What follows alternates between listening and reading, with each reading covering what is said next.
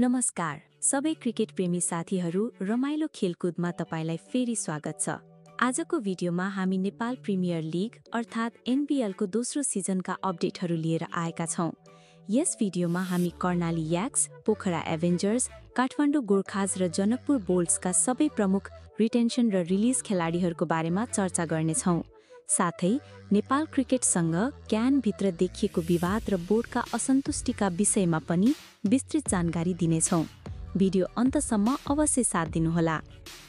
कर्णाली याक्स बलियो स्क्वाड तयार। कर्णाली याक्सले आफ्नो दोस्रो सिजनका लागि मार्की खेलाडी सोमपाल कामीसहित 7 खेलाडीलाई रिटेन गरेको छ। रिटेन गरिएका खेलाडीहरूमा समावेश छन् गुलछन झा, नन्दन यादव, अर्जुन घरती, दिपेन्द्र रावत, विपिन प्रसाद शर्मा र युनिश विक्रम सिंह ठकुरी। यी खेलाडीहरू कर्णालीको बलियो मुख्य टिमका रूपमा अघि बढ्नेछन्। यस्तै कर्णालीले 5 खेलाडीलाई रिलिज गरेको छ। देव खनाल, भुवन कार्की, मौसम ढकाल, रितन गौतम र दीपक डुम्रे।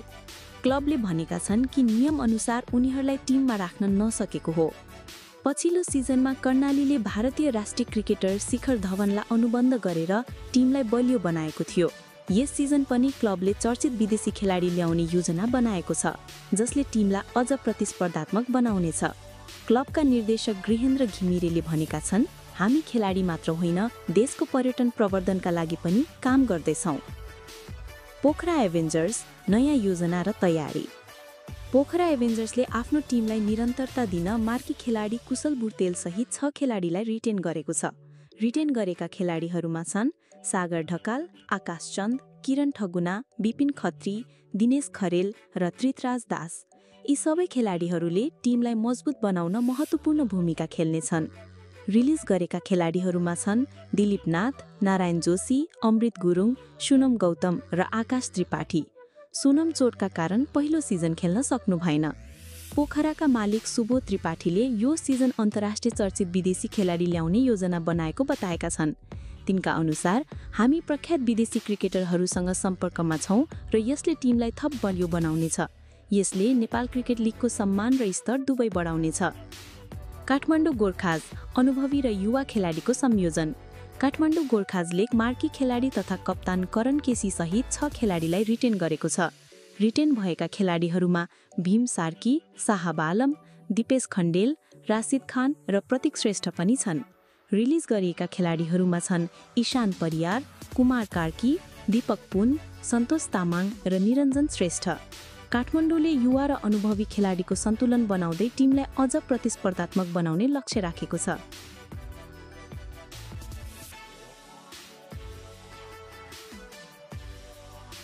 काठमाडौँले यस सिजन पनि उत्कृष्ट प्रदर्शन गर्ने तयारीमा छ। जनकपुर बोल्ट्स पुनः च्याम्पियन लक्ष्य। जनकपुर बोल्ट्सले आफ्नो मार्की खेलाडीको रूपमा आसिफ शेखलाई पुनः रिटेन गरेको छ। जनकपुर बोल्ट्स गत सिजनको विजेता टिम हो, जसले सुदूरपश्चिम रोयल्सलाई फाइनलमा हराएको थियो।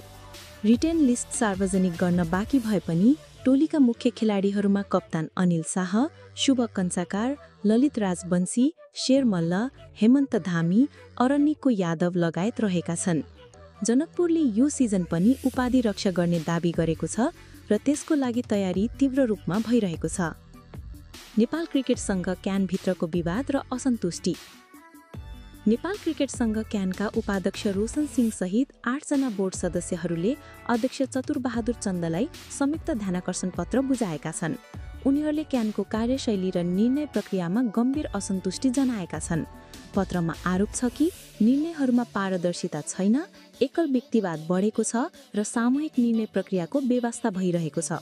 यसैगरी पहिलो संस्करणको आर्थिक विवरण अझै बोर्डलाई उपलब्ध नभएको र वेस्ट इन्डिजसँगको आगामी सिरिजबारे बोर्डलाई समयमै जानकारी नदिनु लगायतका मुद्दा उठाइएको छ। अध्यक्ष चन्दले यी गुनासोलाई सुझावको रूपमा लिएको र आगामी दिनमा सुधार गर्ने प्रतिबद्धता व्यक्त गरेका छन्। पत्रमा क्यान कुनै 1 वा 2 जनाको संस्था होइन भनी स्पष्ट उल्लेख छ र सबै बोर्ड सदस्यलाई समेटेर पारदर्शी र साझा नेतृत्व आवश्यक भएको औल्याइएको छ। यस विवादले नेपाली क्रिकेटमा पारदर्शिता र समन्वयको महत्त्व झन बढाएको छ। हामी सबैको आशा छ कि क्यानले यसबाट सकारात्मक सुधार गर्नेछ। आजको भिडियोमा यति नै। नेपाल प्रिमियर लिगका टिमहरू कसरी तयारी गर्दैछन् र क्यानमा के कस्ता विवादहरू छन् भन्ने बारे विस्तृत जानकारी प्राप्त गर्यौं। अब तपाईको विचार सुनौ। कुन टिमलाई सबैभन्दा बलियो मान्नुहुन्छ र क्यानको विवादले नेपाली क्रिकेटमा कस्तो प्रभाव पार्ला? कृपया तल कमेन्टमा आफ्नो प्रतिक्रिया लेख्न नबिर्सनुहोला। यदि तपाईलाई भिडियो मन पर्यो भने लाइक, शेयर र रमाइलो खेलकुदलाई सब्स्क्राइब गर्न नबिर्सनुहोला। फेरि छिटै नयाँ अपडेट र रमाइला भिडियोहरू सहित भेट्नेछौँ। धन्यवाद। जय नेपाल।